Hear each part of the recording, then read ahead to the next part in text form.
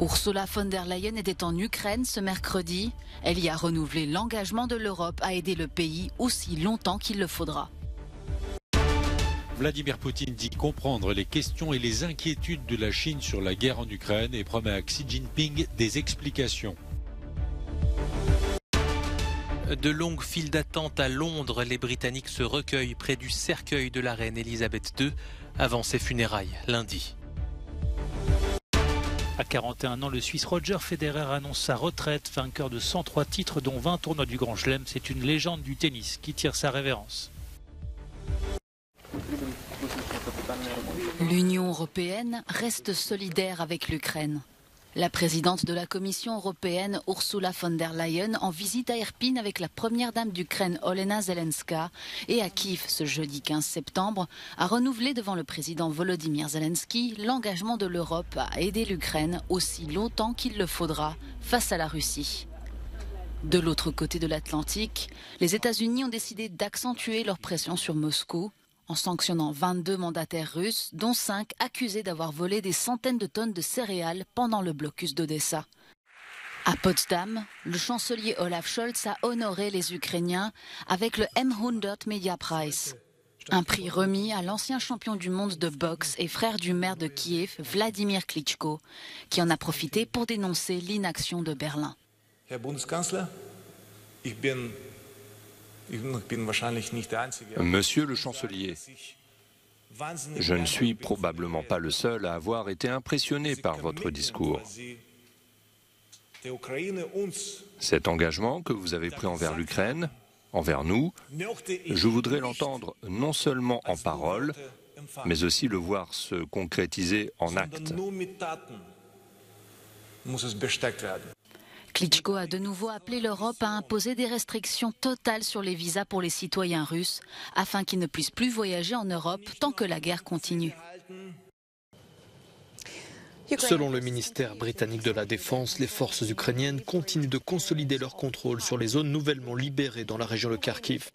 Toujours selon Londres, la manière dont les forces russes se sont retirées varie. Certaines unités ont opéré un retrait dans un relatif bon ordre, mais d'autres ont fui dans une apparente panique, ce qui met en évidence des défaillances probables dans le commandement. La plupart des forces russes qui ont fui la région de Kharkiv se sont rendues à Lugansk, où d'après l'Institut pour l'étude de la guerre, les autorités d'occupation russes y auraient coupé l'Internet mobile, probablement pour préserver la sécurité opérationnelle russe et mieux contrôler tout l'environnement lié à l'information. La contre-offensive ukrainienne dans l'est de l'oblast de Kharkiv continue d'avilir les forces russes et de menacer leur artillerie. Passons maintenant au centre de l'Ukraine. La ville de Kryvyi tente de limiter les dégâts causés par les 8 missiles de croisière russes qui ont visé ce mercredi son système d'approvisionnement en eau sur la rivière Inoulet. Cette rivière qui coule au sud de Kryvyi est un élément géographique important dans la contre-offensive ukrainienne en cours le long de la frontière entre Kherson et Mykolaiv. La ville de Kryvyi a de nouveau été touchée par des missiles russes ce jeudi. Ce jeudi toujours, le ministère russe des Affaires étrangères a déclaré que si les États-Unis venaient à fournir Kiev en missiles de plus longue portée, ils franchiraient une ligne rouge et deviendraient partie prenante au conflit. Vladimir Poutine dit comprendre les questions et les inquiétudes de la Chine sur la guerre en Ukraine et assure Xi Jinping qu'il lui expliquera en détail sa position. Le président russe s'est engagé à fournir des explications lors de la rencontre des deux hommes à Samarcande en Ouzbékistan. Vladimir Poutine et Xi Jinping s'étaient vus la dernière fois juste avant le début de l'invasion de l'Ukraine par la Russie et la Chine s'est depuis appliquée à rester en dehors du conflit. Plus de 6 mois après, Vladimir Poutine dénonce le totalitarisme du monde occidental. Les tentatives de créer un monde unipolaire ont récemment acquis une forme tout à fait laide et sont totalement inacceptables. De son côté, Xi Jinping a dit à son homologue russe que la Chine et la Russie devaient assumer leur rôle de grande puissance. Face à un monde, une époque et une histoire en constante évolution, la Chine est prête à faire des efforts avec la Russie pour assumer le rôle de grande puissance et de guide pour injecter de la stabilité et de l'énergie positive dans un monde secoué par les troubles sociaux. C'est la première visite à l'étranger de Xi Jinping depuis la pandémie du coronavirus. L'entretien des dirigeants russes et chinois s'est déroulé en marge du sommet de l'Organisation de coopération de Shanghai. Le Kazakhstan, le Kirghizistan, l'Ouzbékistan et le Tadjikistan font partie avec l'Inde, l'Iran, le Pakistan, la Chine et la Russie. L'organisation se veut un contrepoids à l'influence occidentale.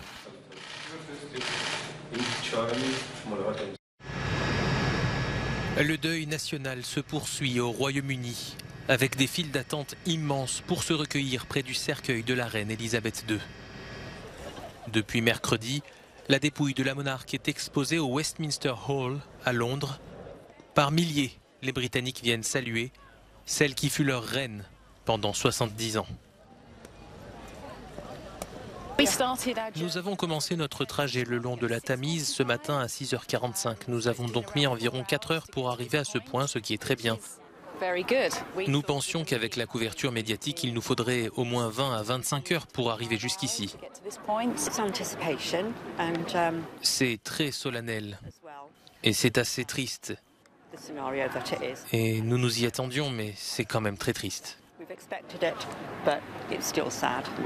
Je suis un ancien militaire, donc la reine a été en quelque sorte ma patronne pendant 22 ans. C'est très important pour moi d'aller la voir. Après les funérailles nationales qui se tiendront lundi avec la participation de nombreux dirigeants mondiaux, la reine Elisabeth sera inhumée à l'issue d'une cérémonie privée à la chapelle Saint-Georges du château de Windsor, là où reposent ses parents et sa sœur, la princesse Margaret.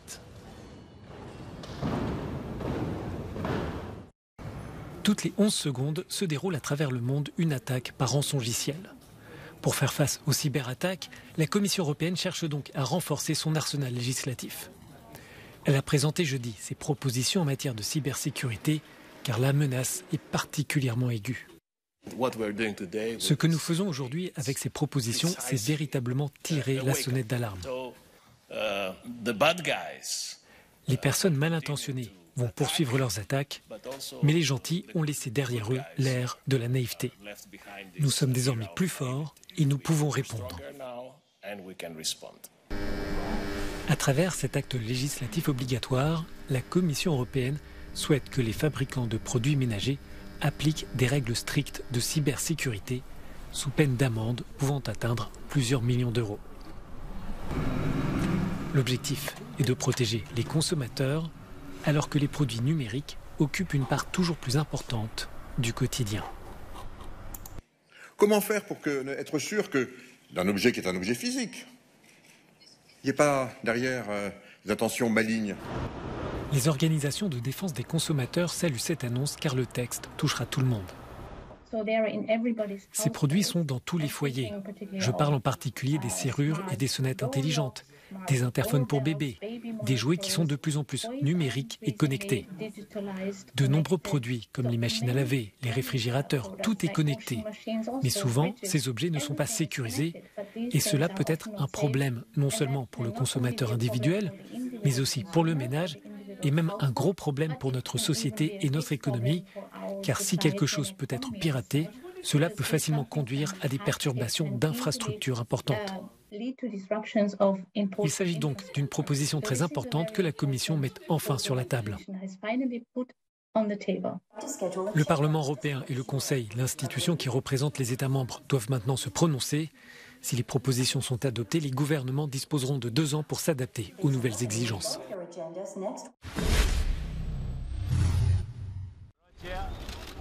C'est une légende du tennis, l'un des plus grands joueurs de tous les temps. À 41 ans, le Suisse Roger Federer a annoncé ce jeudi sa retraite. Il met ainsi fin à une carrière impressionnante, marquée par un total de 103 titres sur le circuit ATP.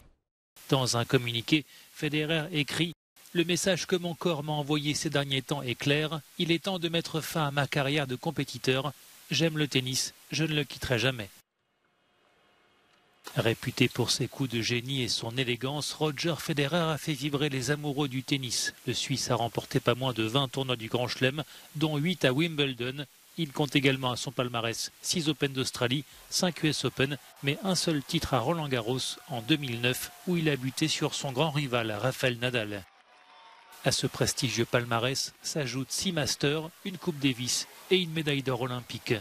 Roger Federer a passé au total 310 semaines à la première place mondiale.